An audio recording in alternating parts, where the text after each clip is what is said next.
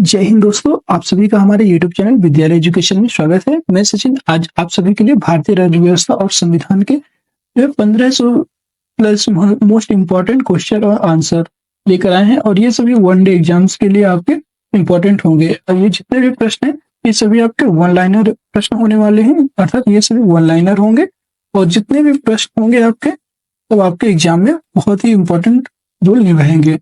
और ये जो है आपके वनडे एग्जाम्स में जितने भी वनडे एग्जाम्स होते हैं सभी के लिए महत्वपूर्ण होंगे। ठीक है, तो चलिए शुरू करते हैं। आज की इस क्लास में आप सभी का स्वागत है।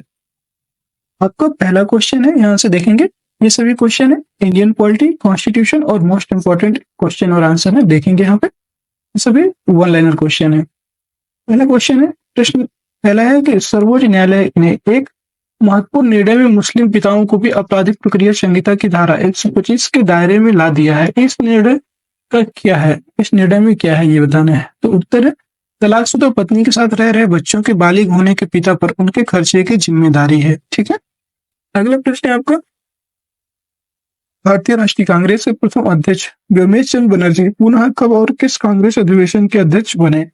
वो जो है दोबारा 1892 में इलाहाबाद अधिवेशन के अध्यक्ष बने थे। जो है अगला प्रश्न है, भारत के संविधान के किस अनुच्छेद में अस्पृश्यता समाप्त करने का प्रावधान है।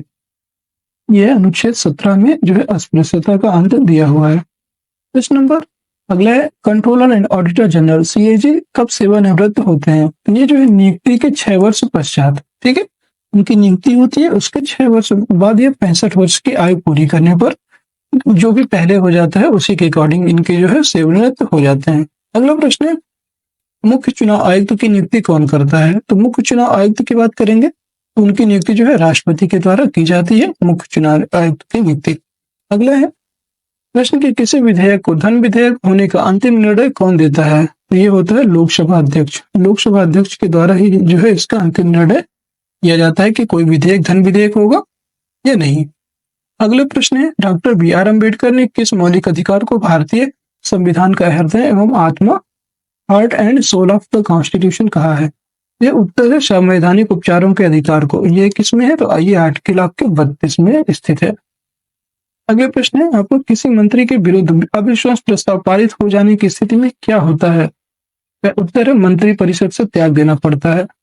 अगला प्रश्न है कि राज्यसभा के द्विवार्षिक चुनावों की अधिघोषणा कौन जारी करता है। जो राज्यसभा है उसके द्विवार्षिक चुनावों की अधिघोषणा कौन जारी करता है, वो है निर्वाचन आयोग। अगला प्रश्न है आपका, राष्ट्रपति संविधान के किस अनुच्छेद के अंतर्गत लोकसभा भंग कर सकता है। ये जो है अनुच्छेद 85 के अंतर्गत जो है दिया हुआ है कि राष्ट्रपति जो है लोकसभा को भंग कर सकते हैं। अगले प्रश्न है आपके, किस संविधान संशोधन के द्वारा प्रीवी पर मान्यताएं तथा विशेषाधिकार समाप्त कर दिए गए हैं। यह उत्तर है इसका 26वां संविधान संशोधन 1971 के द्वारा। अगला प्रश्न है, संविधान के किस अनुसूचित शेड्यूल में राज्यपाल, राष्ट्रपति, भारत के मुख्य न्यायाधीश आदि के वेतन दिए गए हैं। इस राज्यपाल, राष्ट्रपति और मुख्य न्यायाधीश के जो वेतन है ये द्वितीय अनुसूची में इसका प्रावधान किया गया है और इनको जो वेतन है वो भारत की संचित निधि से प्राप्त होता है। अगला प्रश्न है, राष्ट्रपति पर महाभियोग चलाने हेतु कितने दिन पूर्व उससे नोटिस देना होता है। तो ये 14 दिन पूर्व जो है राष्ट्रपति को नोटिस दिया जाता है। अगला प्रश्न है, किस अनुच्छेद के अंतर्गत राष्ट्रपति का निर्वाचन होता है। तो आपको सभी को पता है अनुच्छेद 54 के अंतर्गत राष्ट्रपति के निर्वाचन की प्रक्रिया दी गई है। अगला प्रश्न है आपका, विधान परिषद की कुल सदस्य संख्या का कितना भाग विधानसभा से चुनकर आता है। ये जो है उत्तर है आपका 1/3 भाग। अगला प्रश्न है आपका, जो प्रश्न है कि संविधान के अनुच्छेद 75 में किसके बारे में चर्चा है। ये जो है मंत्री परिषद के बारे में इसमें चर्चा की गई है। अगला प्रश्न है, किसी सदस्य संख्या द्वारा किसी अन्य सार्वजनिक महत्व के विषय पर विचार करने के लिए सदन की चल रही वर्तमान कार्यवाही बंद करने का प्रस्ताव क्या कहलाता है। उसे कहते हैं काम रोको प्रस्ताव। नेक्स्ट प्रश्न है, संविधान के 7वें अनुसूची के अंतर्गत जो केंद्रीय सूची है उसमें कितने विषय हैं। तो जो है 7वें सूची में जो है आपके 97 विषय स्थित हैं। अगला प्रश्न पंचवर्षीय योजना का अनुमोदन तथा पुनर्निरीक्षण किसके द्वारा किया जाता है। राष्ट्रीय विकास परिषद के द्वारा। पंचायती राज प्रणाली किस पर आधारित है। पंचायती राज प्रणाली की बात करेंगे ये जो है सत्ता के विकेंद्रीकरण पर व्यवस्थित है, आधारित है, ठीक है। और ये जो है भाग 9 में पंचायतों का उल्लेख किया गया है। भाग 9 में पंचायत का आप पे उल्लेख किया गया है, आपको याद रखना है। अगला प्रश्न है आपका, भारत के प्रथम लोकसभा अध्यक्ष कौन थे? तो आप सभी को पता होना चाहिए, एम अनंत शयनम आयंगर। एम अनंत शयनम आयंगर प्रथम लोकसभा उपाध्यक्ष थे, ठीक है। तो ये उपाध्यक्ष की बात की गई है, तो ये एम अनंत शयनम आयंगर थे। और अगला प्रश्न है आपको, शिक्षा पहले राज्य सूची के अंतर्गत आती थी, किस संविधान संशोधन अधिनियम के द्वारा इसे समवर्ती सूची में लाया गया है? ये जो है 42वें संविधान संशोधन जो हुआ था, 42वें संविधान संशोधन अधिनियम के द्वारा 1976 में इसको आपको जो है समवर्ती सूची में ला दिया गया है। इसमें जो है दोनों राज्य और केंद्र दोनों कानून बना सकते हैं।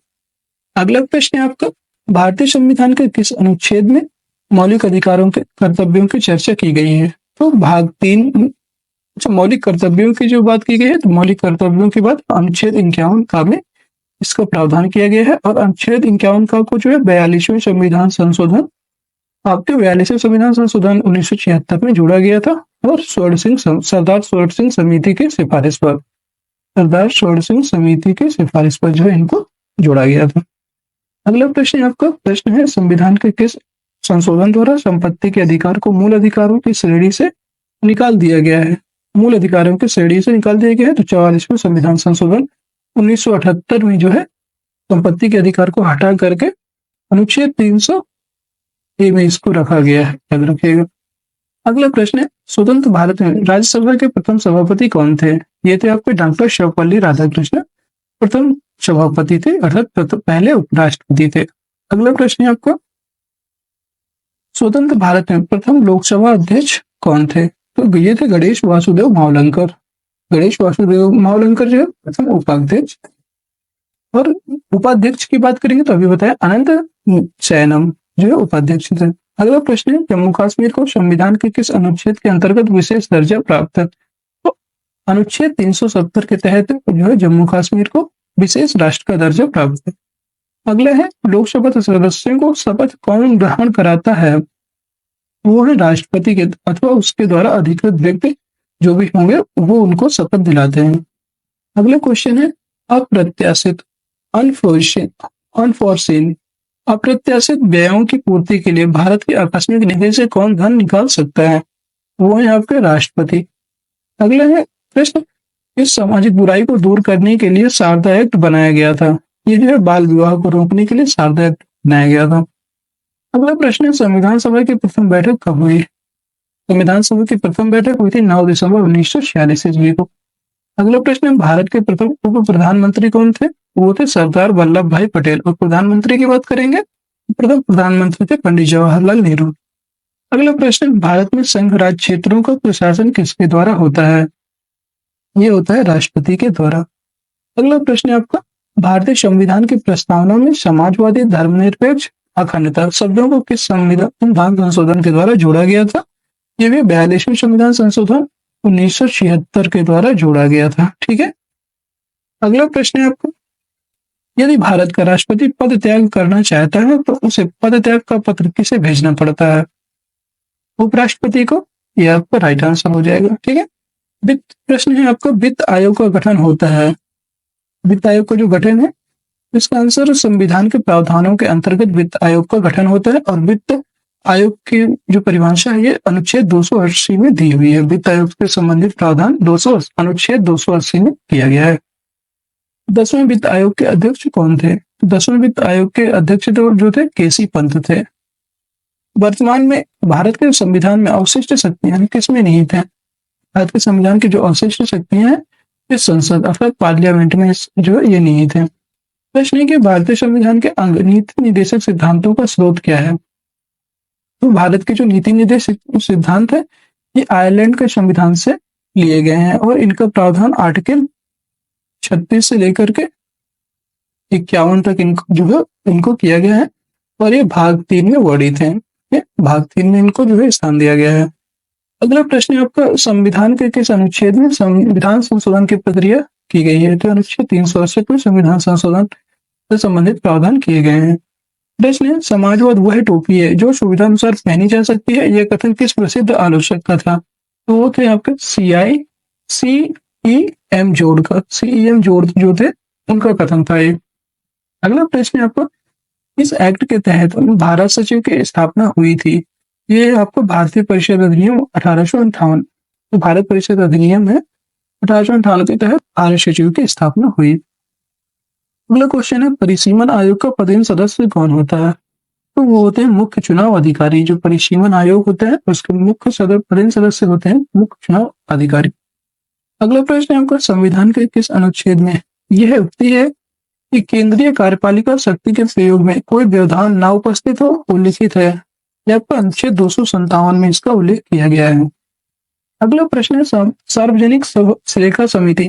जो सार्वजनिक लेखा समिति है इसमें राज्यसभा के कितने सदस्य होते हैं? सार्वजनिक लेखा समिति में 7 सदस्य होते हैं। अगला प्रश्न, किस संविधान संशोधन के तहत लोकसभा का कार्यकाल 6 वर्ष से घटाकर 5 वर्ष कर दिया गया था? लोकसभा का कार्यकाल जो है 5 वर्ष से घटाकर 6 वर्ष किया गया, 6 वर्ष से घटाकर 5 वर्ष कर किया गया 44वें कॉन्स्टिट्यूशन अमेंडमेंट 1978 ईस्वी में। अगला प्रश्न है आपका, संविधान के मूल कर्तव्यों से संबंधित प्रावधान के समिति के संस्तुतियों के आधार पर सम्मिलित किए गए हैं? उत्तर है आपका षोडशिंग समिति। षोडशिंग समिति के सिफारिश पर ये जो है किया गया था। अगला प्रश्न है, भारतीय संविधान की प्रस्तावना प्रियम्बल में अभी तक कितनी बार संशोधन किया जा चुका है? तो अभी तक सिर्फ ओनली एक बार जो है संशोधन हुआ है।